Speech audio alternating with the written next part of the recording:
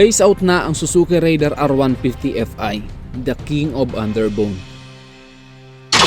At ito na ang bagong Suzuki Raider R150, ang Blade Edition. May mga nagsasabi na pumangit ang forma, may mga nagsasabi naman na mas umastig. At sa video na ito pag-uusapan natin kung ano-ano nga bang binago. Sulit nga bang bilhin itong bagong Suzuki Raider R150 Blade Edition? May mga nadagdag bang mga bagong features? Magkano nga bang presyo nito? At magkano ang down payment kung kukunin mo ng hulugan? At kung magkano ang installment price? Lahat ng yan ay pag-uusapan natin sa video na ito.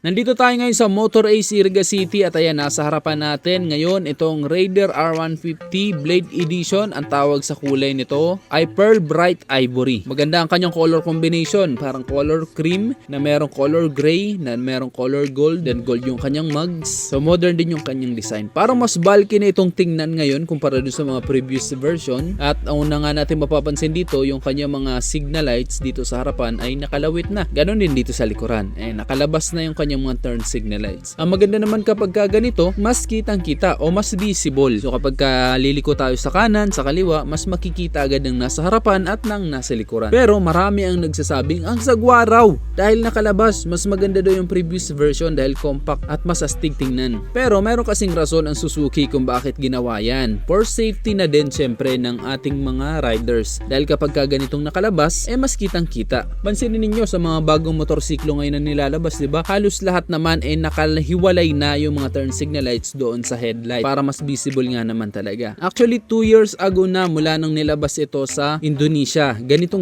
yung hitsura. Late lang na nilabas dito sa Pilipinas. At yun nga, sa kasamaang palad, parang hindi satisfied ang mga Pilipino. Pero syempre, marami ang nagsasabing hindi nila gusto at marami din naman ang nagagandahan. Ako personally, nagustuhan ko ang bagong forma nito, lalo na kapag tinignan mo ng side view. Napaka-sporty and modern yung kanyang design. Mas nagustuhan ko nga sa kanya dahil mas bulky na siyang tingnan kumpara dun sa una. Yung una kasi masyadong manipis. Etong motor na to ay aerodynamic style pa rin naman talaga. Talagang mabilis pa rin naman yung kanyang makina. Nandun pa rin naman yung bilis at yung mga features nandito pa rin naman. Kaya hindi ka talaga mabibitin sa arangkada at sa top speed. Kung usapang bilis lang naman, nandito pa rin po yan sa Raider R150 Blade Edition na ito. At dahil napag-uusapan na rin naman natin yung bilis, pag-usapan na rin muna natin ang kanyang makina. Pagdating sa makina nito, ito ay 147cc 4-stroke single cylinder at syempre naka dual overhead cam pa rin, 4 bulbs. Ang maximum power nito ay 13.5 kilowatts at 10,000 RPM with a maximum torque of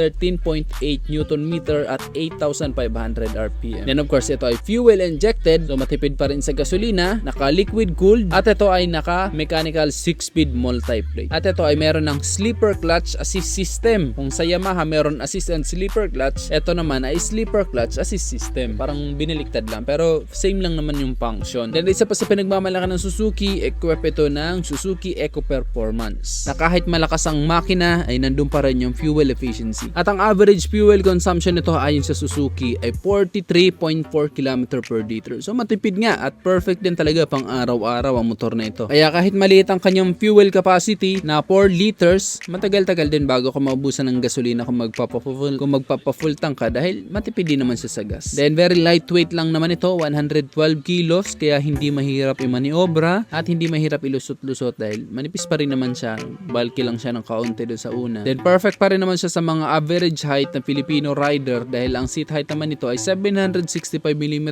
lang at yung kanyang upuan ay hindi naman malapad kaya hindi ka magtitipto dito kahit ang height mo ay 5'5 or kahit ang height mo ay 5 flat, kayang-kaya mga motor na to dahil mababa nga lang ang kanyang seat height na 765mm. So 5'5 pataas, perfect ang motor na to, hindi kayo mahihirapan dito. Then mataas ang kanyang ground clearance, 150mm, kaya safe na safe ang ilaling bahagi nito, hindi basta-basta sasabit o sasayad ang ilalim nito. Anyway, wala na po itong kickstart. Tinanggal na yung kanyang kickstart, pero sa mga bagong motor naman talaga ngayon, halos karamihan wala na pong kickstart dahil mas in-improve na yung battery, mas in-improve na yung mga starting system. At ito nga ang bagong Suzuki Raider R150 Blade Edition ay meron ng tinatawag na Suzuki Start start ay meron ng tinatawag na Suzuki Easy Start System. So mas in-improve na yung starting system nito. Then yung kanyang susian naman dito ay meron siyang tinatawag na one action key shutter. Pagdating naman dito sa kanyang meter panel, ito ay naka fully digital display. Mas malapad na yung kanyang meter panel at very modern ng tingnan. So pagdating dito sa kanyang headlight, nandun pa rin naman, 'di ba? Yung dating forma. Kaya hindi mo rin naman mamimiss eh. Kasi nandito pa rin naman yung forma ng original na Suzuki Raider R150. Kaya parang hindi rin naman siya nawala. Nawala lang yung previous version na hindi nakalabas ang mga turn signal lights. Parang kumbaga binihisan lang siya ng kaunti. Parang kumbaga dati siya naka t-shirt, ngayon na meron na siyang kwelyo. So ayan, pagdating nga dito sa kanyang headlight, naka LED ito. Medyo lumaki yung kanyang headlight ng kaunti. Tapos nandito pa rin yung kanyang napaka-stylish at napaka-sporty na disenyo ng harapan. Ito kanyang headlight. Tapos meron siya mga edges, para siyang merong sungay. Then meron siyang logo ng Suzuki dito sa gitna. Tapos ayan, kitang-kita natin yung kanyang mga turn signal lights dito sa labas. Ayan, di ba?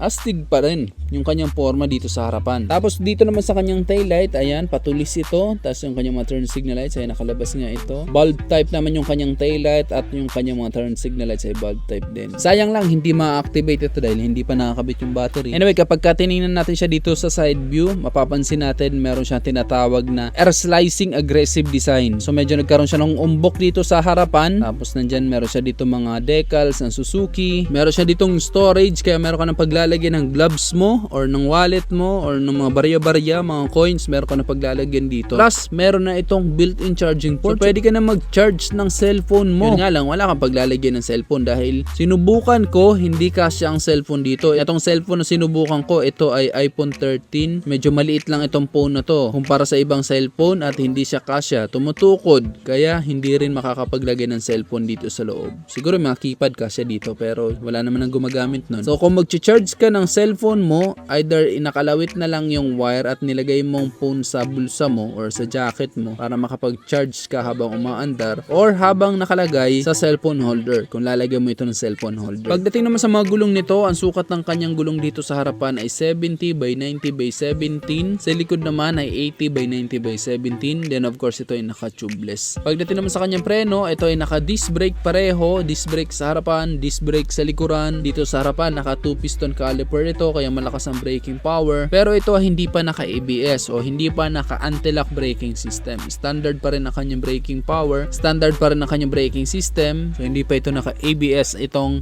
Blade Edition. Pagdating naman sa suspension, naka-telescopic fork sa harapan, sa likod naman ito ay naka-mono shock. Yan no? Ganda rin ang kanyang stock na muffler. Maganda din yung forma, bagay na bagay din. Pero syempre, kadalasan sa mga naka-rider, pinapalitan talaga ito ng mas maingay. Yun nga lang ngayon, sa panahon ngayon, medyo naghihigpit tayo sa mga, medyo naghihigpit po pagdating sa mga loud muffler. So wag na tayong gumamit ng mga ganun para iwas abala na din at gastos. Mag-stick na lang kayo sa stock na muffler para walang problema. Maporma din naman bagay din naman maganda din naman yung tunog. Di balin tahimik basta pogi kang tingnan, okay na yun. Pagdating naman sa presyo dito sa Motor Ace Iriga City branch, ang kanilang cash price dito ay 134,148 pesos. At kung i-avail mo naman ito ng installment, ang minimum down payment nila dito ay 10,000 pesos. At ito naman na magiging monthly installment mo kung 12 months ay 13,324 pesos. Kung 24 months or 2 years ay 8,091 pesos. Kung 36 months ay 6,440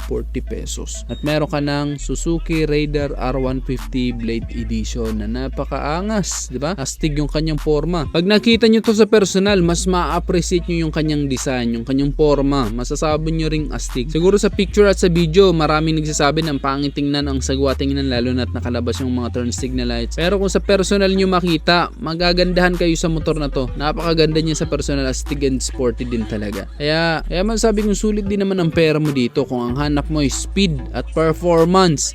Hindi ka magsisisi sa motor na to. Kayo, ano masabi nyo dito sa bagong Suzuki Raider R150 Blade Edition? I-comment nyo na lang sa baba ang inyong opinion, at kung nagustuhan mo naman ang video nito, just hit like. Kung bago ka lang sa aking YouTube channel, huwag kalimutan mag-subscribe. Click mo na rin ang notification bell para sa mga susunod kong video ay updated ka palagi. Yun lang guys, hanggang sa muli. Ako si Rosgo TV. Ride safe always and God bless.